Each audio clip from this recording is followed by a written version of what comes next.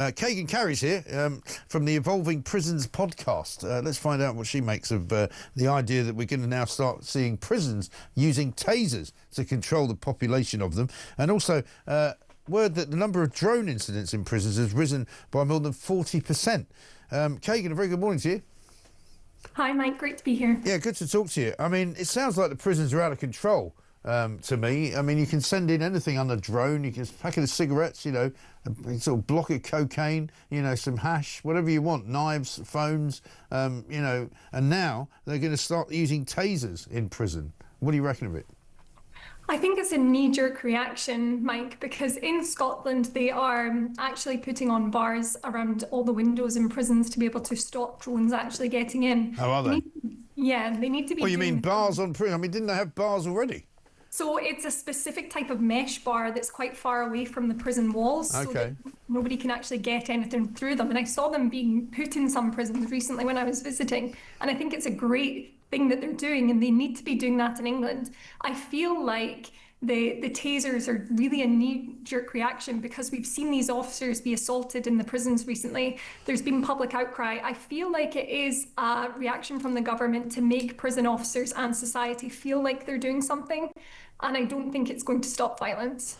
Well, this is the trouble, isn't it? I mean, there's more to it than just using a taser, isn't there? You can't just suddenly go, give tasers to everybody, because even when the police use them, they're very, very careful about how they use them, and it's not something that they use, you know, very, very quickly or easily, do you know what I mean? So in a prison situation, which is an more enclosed situation, I guess it would be more difficult. Absolutely, and I've spoken to officers this week. I've interviewed officers recently, Mike, who were assaulted in prison. One of them was stabbed under the arm and sustained life-changing injuries and had to be medically retired at 28 years old. And I've spoken to another one who was dragged down the stairs by a prisoner and covered in extensive bruising. In both of these situations, a taser would not have arrived on time or would not be deployed in time to stop that.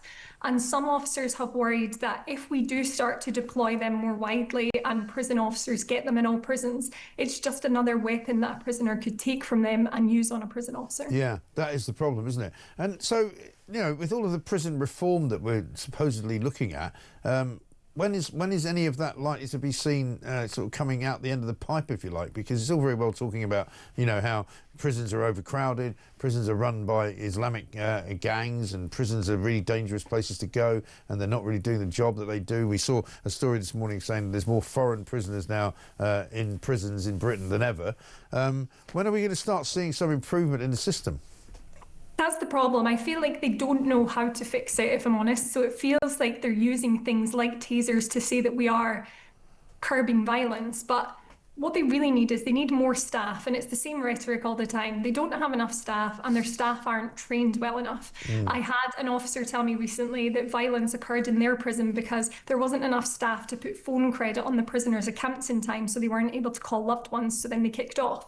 Whereas something very simple, where if you had enough staff, that would be done in time, so there wouldn't have been a violent incident there. So we need more staff, better training, and people who actually want to stay in the job, because it is a very dangerous job. A lot of them are being assaulted. So we need to make changes at ground level rather than just coming in with reactions like tasers thinking that's going to change things. And also, how long have we been told that there's going to be more prisons built and there's going to be more capacity made? And it just doesn't seem to happen. And we're talking like 20 years, I think, we've been hearing these stories.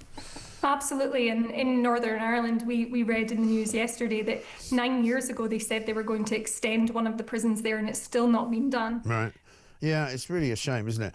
Kaigan, listen, good to talk to you. Thanks very much indeed. Kaigan Carrie, Evolving Prisons podcast host, with an update on the state of play when it comes to the prisons of this country, which are simply not fit for purpose, like much else, I'm afraid, including this government.